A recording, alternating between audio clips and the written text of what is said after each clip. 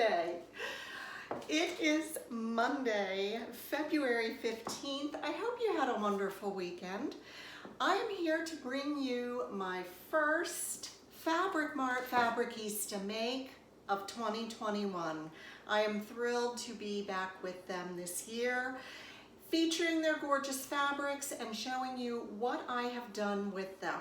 So let's get into this one right now. It's all about the kimono today. I chose New Look 6438. I absolutely love how they styled that outfit. Sometimes the pattern envelope stylings are a little bit questionable. This one, I think they got it right. I would love to make the pants and the top, but today we're going to talk about the kimono. And you get all of that in this pattern. New Look is very generous in giving you a lot of views in their patterns. So, what in the world will I make a beautiful kimono out of? I wanted to go with something very light this time. Not quite a chiffon, but close. I chose for this project a beautiful polyester georgette. Now I'm going to show it to you because, as we all know, fabrics can be a little bit confusing. When I hear georgette, I always think of something opaque that you could make a blouse out of, maybe even a dress. Light, of course, but not terribly see-through. However, this georgette that I chose is very see-through, and it's so much more like a chiffon, which you know is very, very light, woven, no stretch in chiffon or georgette unless they put a little spandex in it, but that's not the norm. So I chose this gorgeous border print georgette, and it is a floral. It's got these striking stripes along one side, but the flowers continue into the stripes. And when I saw this fabric, I thought that I could use the border to make the belt. So I'll tell you a little bit more about that. This fabric, this exact fabric that I'm holding, is unfortunately, there's none left. That is Mart. They get what designers have ordered, and when Mart gets it, they mark it way, way down, but when it's gone, it is gone. The good news is you could use any chiffon or any light georgette. There's also double georgette, and that is a lot more, well, maybe not a lot more hefty, but it's a little bit heftier, and it's usually more opaque.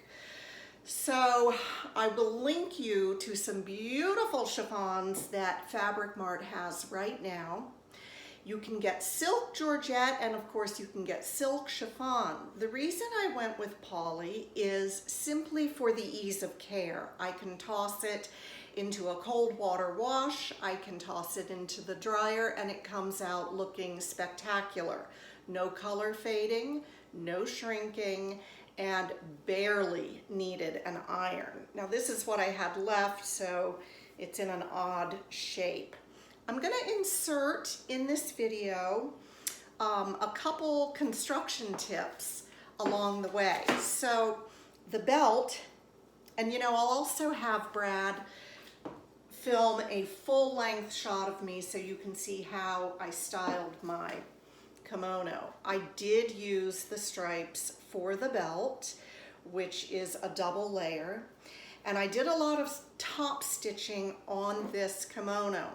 Don't be afraid to top stitch. I have looked at ready to wear, and they top stitch everything.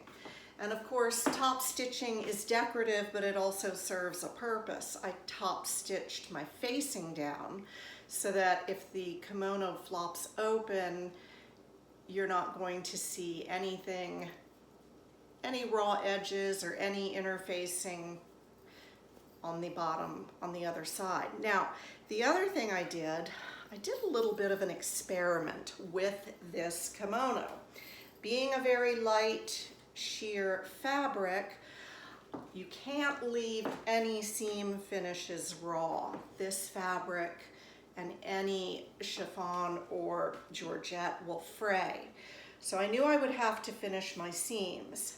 On one seam, I did the standard serge finish. And on the other seam, I did a French seam finish. A French seam simply encloses your raw edges, whereas a serged seam finish overlocks the edges and shears off the extra. So I thought, I wonder if one or the other is going to be superior. My findings are that I almost prefer the serged seam. The French seams are really pretty to look at inside, and I did the armholes with French seams. I did the shoulder seams. I did French seams, but French seam, since you're essentially sewing the seam twice, because first you sew wrong sides together, which is counterintuitive and you have to pay attention, at least I do. You sew the wrong sides together and then you press to one side or press open and you flip it so that the right sides are together and you sew the seam again, and that encloses the raw edges. But it does add a little bit of bulk. It's very pretty, but it adds a little bit of bulk, whereas the serged seam doesn't. So that is just a matter of personal preference. I turned the sleeves so that I could get the stripes on the hems of the sleeve. And this is a very straightforward pattern. They have you put the sleeves in flat, which is wonderful. And they do have a long facing that goes all the way around the neckline. And I top stitched that twice. Once very close to the edge and once a little further in just to tack it down. So you can wear the kimono with a belt, you can wear it without a belt.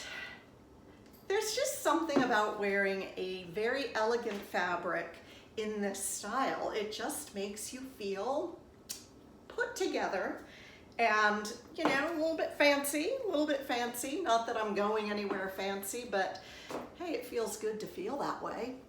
So I'm going to insert right here about interfacing and a good way to trim your seam after you have attached the facing. Just a little tip I thought I would include right here. Now I have just attached this facing to the front of my kimono, and I want to trim my stitch line. What I like to do is use my pinking shears, and I can trim very closely to where I've sewn. And if they're going to cut for me, these are the old pinking shears that came from Molly at the Bay. She was an older gal who died in 2020, and I got a bunch of her sewing supplies, which is wonderful. These are Wiss pinking shears, and they cut like butter. So what I'm doing is I'm trimming that seam, and it pinks the edges so that it will not fray, and then when I turn my facing, I won't have a big bulky seam in there to enclose. Plus the fact that it's got the little zigzag on the edges means that when I come to a curve, it will already sort of given it a little bit of a notch. Here is this beautiful georgette from Mart. It is very much like a chiffon. They would be interchangeable in this instance. But this is a very sheer and light and filmy and luscious chiffon-like georgette. So what do you use to interface? I bought my interfacing at Metro Textiles. I will leave a link in the description box, and you can see that this is nothing like the standard Pellon interfacing. This is as light as air. It is a fusible, so it has the little glue dots on one side, and you can feel that. But it makes an ideal interfacing for a very, very light fabric. And you interface the wrong side of your fabric and apply a hot iron with steam, and it gives the fabric a little more structure, a little more life, if you will, but it doesn't make it stiff at all. It's just as filmy as the fabric. And incidentally, I use this interfacing on cotton. I use it on heavier fabrics as well. And I think it's very close to what ready to wear would use to interface their garments. So I just wanted to caution you about using a heavy interfacing when you're working with very light fabrics. Okay, we are back, and I would like to show you the full-on effect of this pretty kimono. Remember that you can choose any light fabric, but you want something that's softly draping. Unless you wanted a look of something stiff. Now, they chose, what I can tell from the picture, it seems as though they used possibly a brocade or a jacquard, which has more structure certainly than something like a chiffon or a georgette. So there again, you just have to ask yourself, how do I want my kimono to hang? I wanted mine to just be really filmy, maybe even ethereal. And so you'd want to go with a light fabric for that. I highly recommend the pattern. I'm going to get to the pants and the top because I want to copy her style totally. Let me show you how it looks full up and down, and then we'll be wrapping up. Hang on. All right, here is the whole look from head to toe, and you can see that I have on my skinny black pants. I've paired this with a heel in keeping with a dressy look. I have on a plain black tee underneath.